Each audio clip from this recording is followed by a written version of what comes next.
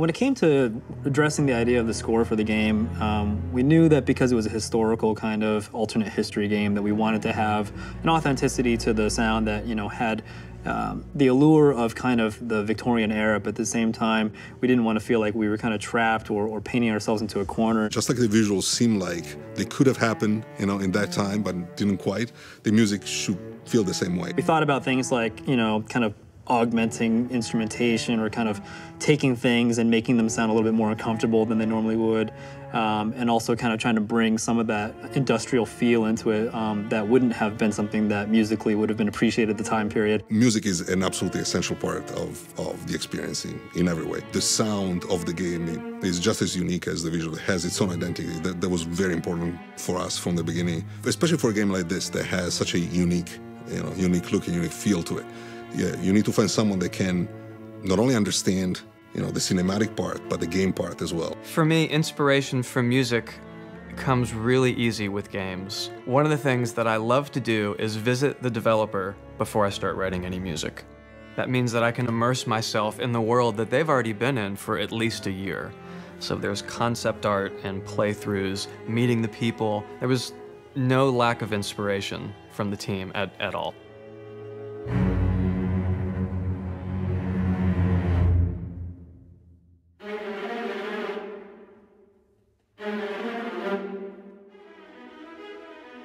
So for our game, the score was something that I think really we kind of wanted something that had an air of kind of historical nature to it. You wanted to feel like it's kind of period-esque. Given the time period that the game's set in, we're in the late 19th century, it seemed appropriate to have the full orchestral complement of live musicians, but we were very careful to keep it as authentic in terms of the acoustic instruments as possible. Everything's recorded live and everything's performed in real time. We wanted the musicians, the live breathing musicians, to really contribute that sense of emotion and weight to the score. Even our choice in recording studios played a prominent role in the sound of the overall score. We're here at Abbey Road, and Abbey Road has a beautiful Studio 1, but we've chosen Studio 2, which is the smaller studio, and it has a really punchy, warm weight to it. This is a big game, and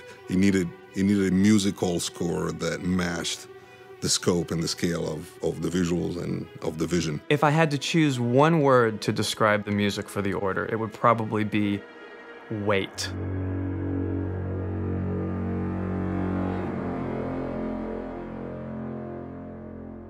We wanted there to be this weight that is on all the characters, so that the world and the society at the time feels this burden of what's going on between, you know, the knights and the half-breeds. When I'm first starting a project, the instrumentation is really the place that I like to start. And it's not even about what instruments I'm choosing, but what instruments I'm not choosing.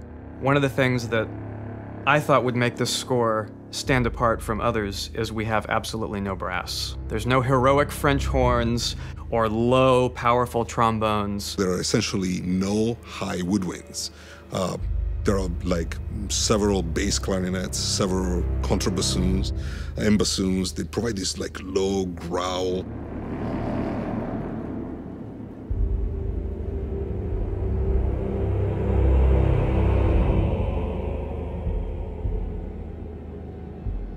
And another big aspect of it is the voices. We have a choir, which is 24 men, of course. No sopranos, no altos, no tenors either. So we essentially took the low 25% of the choir and extended it even lower.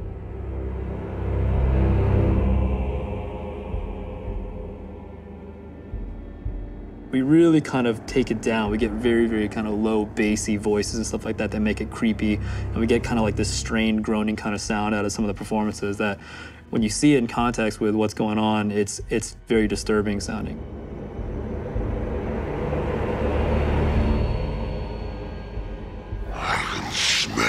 The biggest challenge, I think, as a game composer, is to come up with a sound for the game that is specific and unique to that franchise. That was something I really wanted to do for The Order, where you could hear 10 seconds of music and you could say, that's from The Order, and it doesn't sound like any other game. Not just the thematic material, but just the orchestral colors that were chosen are very particular and very unique. Just hearing that theme, you know what that hero is experiencing, what the character is experiencing, and where the game is taking you. To get a really well-crafted sound with all the elements that we're talking about, whether it's the score or the ambient sound from the environment or the weapons or people, the idea of everything having its own space.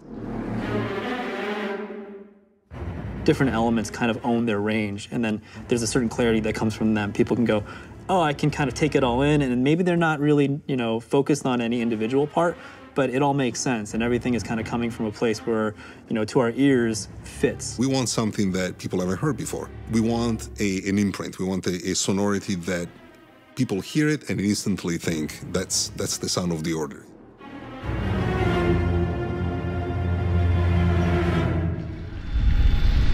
This is for the players.